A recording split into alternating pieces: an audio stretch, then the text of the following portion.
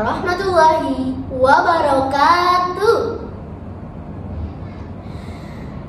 Perkenalkan, nama saya Nurul Husna, asal sekolah MTSN 2 Hulu Sungai Tengah. Di televisi ada berita, pembawa acaranya lagi cuti. Hari ini saya akan membawakan sebuah cerita yang berjudul Nasihat Sulangking karya Dewi Susanti. Di hutan yang lebat bernama Meratus, banyak dihuni hewan dan tumbuhan. Setiap hari ada saja hal yang dibicarakan. Semuanya hidup rukun dan damai. Hari itu ada kabar kurang mengenakan. Si Pipit yang baru pulang dari perjalanan terengah-engah bercerita bahwa ada raksasa yang menebang pepohonan di muara hutan. Hai kawan-kawan, tadi aku bertemu dengan raksasa yang menebangi pepohonan. Aku harus berpindah. Ternyata raksasanya banyak sekali. Mereka membawa alat yang bunyinya nyaring. Cerita si burung pipit. Lantas, seperti apa juga nasib kita nanti? Sahut pepohonan dengan hati yang takut setelah mendengar cerita si Pipit tadi.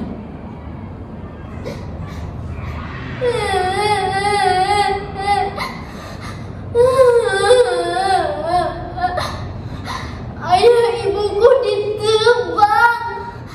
Ayah ibuku ditebang. Kata anak pohon ulin sambil menangis sesekukan. Semua penghuni hutan terkejut. Memang benar, banyak sekali pohon tumbang, termasuk induk pohon ulin tadi. Padahal pohon ulin termasuk tokoh tetua di hutan Meratus. Semuanya memeluk anak ulin untuk menguatkan dan menyemangati agar jangan terlalu sedih. Ayo cepat, cepat kita lari. Ada monster datang. Cepat kita bersembunyi.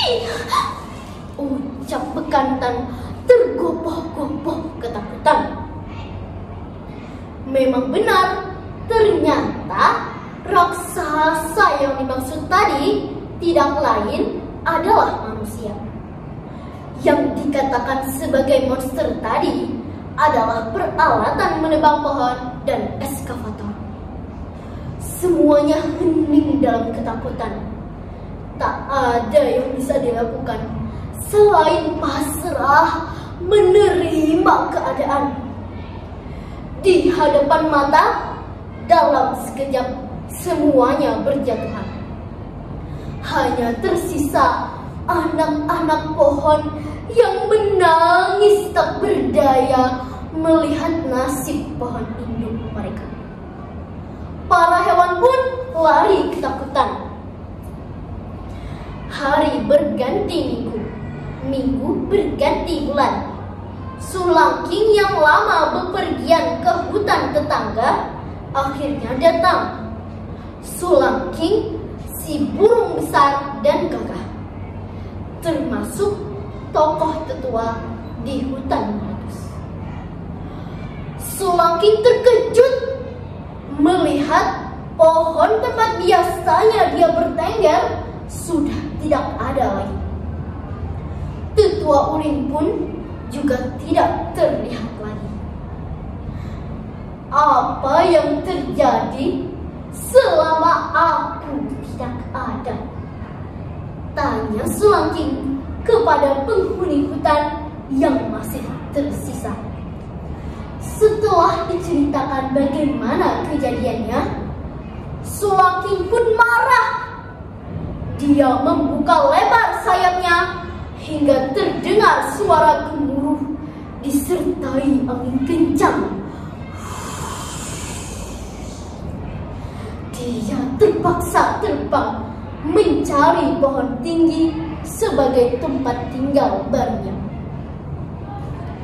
Berbulan-bulan lamanya, datanglah musim penghujan. Hujan deras siang dan malam turun tanpa henti, hingga terdengar kabar bahwa di desa sebelah terjadi banjir bandang. Rumah hanyut, termasuk harta dan nyawa. Kota pun menjadi tumpukan genangan air. Tak lama berselang, terlihat rombongan manusia datang ke hutan Maratus.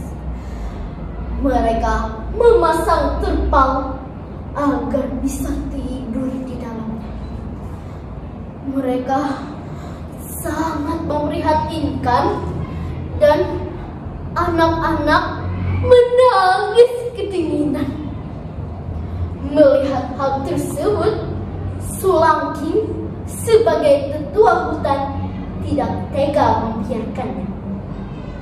Dia lalu berunding dengan para penghuni hutan. Biar bagaimanapun, kita tidak boleh menyimpan dendam, karena tidak semua manusia jahat kepada kita. Siapa yang bisa menyumbangkan saran bagaimana caranya agar di desa dan di kota tidak terjadi banjir lagi? Tanya Sulangking.